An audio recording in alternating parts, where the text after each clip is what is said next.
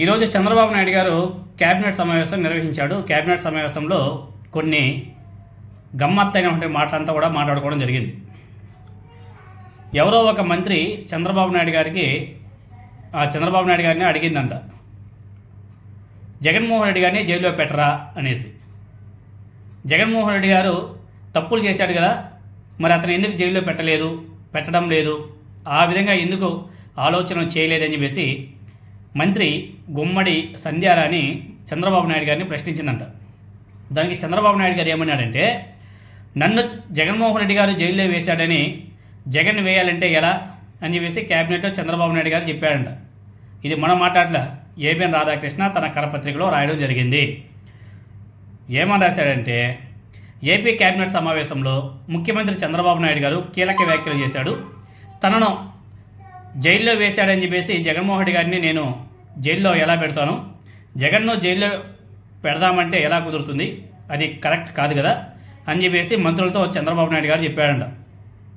సచివాలయంలో సీఎం చంద్రబాబు అధ్యక్షతన కేబినెట్ సమావేశం జరిగింది. ఈ సందర్భంగా జగన్ తప్పు చేశాడు కదా, మనం ఎందుకు చర్యలు తీసుకోకూడదు అనేసి మంత్రి గుమ్మడి సంధ్యారాణి ప్రశ్నించగా, అతను తప్పులు చేసినట్లు రుజువులు ఉంటే చట్టానికి దొరికితే మనం చర్యలు తీసుకోవాలి. కాబట్టి ఇప్పటివరకు అటువంటి రుజువులు ఏమీ దొరకలేదు కాబట్టి మనం ఎలా అరెస్ట్ చేస్తామో, అరెస్ట్ చేసినా కానీ మన ప్రభుత్వానికే మనకే చెడ్డ పేరు వస్తుంది. కాబట్టి ఎటువంటి రుజువులు లేకుండా, ఎటువంటి ఈ మీడియాలో వచ్చే కథనాలను చూసి మనం జగన్మోహన్ రెడ్డి గారిని అరెస్ట్ చేయలేము, చేస్తే మనకే బొక్క అని చెప్పేసి చంద్రబాబు నాయుడు గారు తన కేబినెట్ సమావేశంలో చెప్పారంట.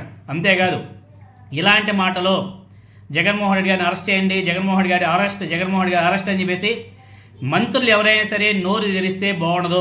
మంత్రులంతా కూడా చాలా జాగ్రత్తగా ఉండాలి. నోరు తెరిచి జగన్మోహన్ రెడ్డి గారు అరెస్ట్ అని చెప్పేసి ఎక్కువగా మాట్లాడారంటే అది మనకే బొక్క. కాబట్టి మంత్రులు కూడా చాలా జాగ్రత్తగా ఉండాలి అని చెప్పేసి చంద్రబాబు నాయుడు గారు మంత్రులు కూడా హెచ్చరికలు కూడా ఇచ్చారంట. ఇది ఏబిఎన్ రాధాకృష్ణ తన కరపత్రికలో రాశాడు. మొన్నటి వరకు ఇదే ఎల్లో మీడియా, ఇదే మంత్రులు, ఇదే ఎమ్మెల్యేలు వీళ్ళంతా కూడా జగన్ అరెస్ట్, జగన్ రేపు అరెస్ట్, జగన్ ఈరోజు అరెస్ట్, ఇదే కథలు అట్లే వాచారు కదా. ఇప్పుడేంది మరి ఇప్పుడు యూటర్న్ తీసేసుకున్నారు. జగన్మోహన్ రెడ్డి గారిని అరెస్ట్ చేయలేం, ఎటువంటి రుజువులు లేవు మన దగ్గర, ఎలా అరెస్ట్ చేయగలం అని చెప్పేసి చంద్రబాబు నాయుడు గారు మాట్లాడాడంట.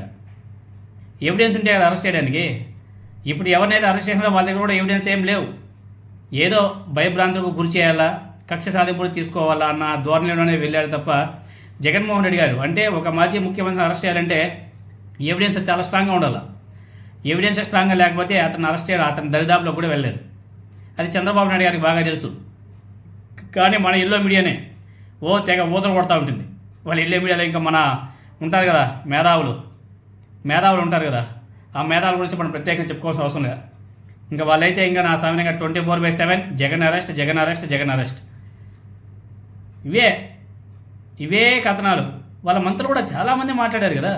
లిక్కర్ స్కామ్లో జగన్ అరెస్ట్, రేపు అరెస్ట్, జూన్ 10వ తేదీ అరెస్ట్, జూన్ 4వ తేదీ అరెస్ట్, మహానాడు అయిపోయిన తర్వాత అరెస్ట్. అబ్బో నా సామిరంగా ఏ విధంగా రాశారు, ఏ విధంగా చూపించారు. మహానాడు అయిపోయింది, ఇప్పటివరకు ఎందుకు అరెస్ట్ చేయలే? ఇంకా అదే జూన్ 10వ తేదీ కూడా రాబోతుంది, అరెస్ట్ చేయగలరా? చంద్రబాబు నాయుడు గారే డైరెక్ట్గా మాట్లాడుతున్నాడు కదా, సమాధానం చెప్తున్నాడు కదా, మన దగ్గర ఏం రుజువులు లేవు, రుజువులు లేకుండా ఏ విధంగా అరెస్ట్ చేయగలం, అలా మాట్లాడకండి, అరెస్ట్ చేయండి అని చెప్పేసి మాట్లాడకండి, మనకి చెడ్డ పేరు వస్తుందని చెప్పేసి చంద్రబాబు నాయుడు గారే వాళ్ళ మంత్రులకు క్లాస్ బీకాడు. ఏబిఎన్ రాధాకృష్ణ తన కరపత్రికలో రాశాడబ్బా. ఇప్పుడు చెప్పాలా, పాపం తెలుగు తమ్ముళ్ళు వాళ్ళ సోషల్ మీడియా బిక్కిరైపోతూ ఉంటుంది.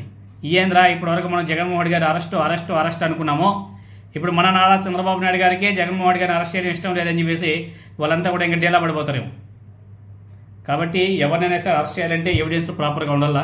ఏదో ఉత్తుగా మన వర్బల్గా మాట్లాడేంత ఈజీగా అది ఒక వ్యక్తిని అరెస్ట్ చేయడం అంటే ఎవిడెన్స్ చాలా స్ట్రాంగ్గా ఉండాలా. స్ట్రాంగ్గా లేకపోతే దెబ్బ ఎలా ఉంటుందంటే మీకు అందరికీ కూడా తెలిసిందే.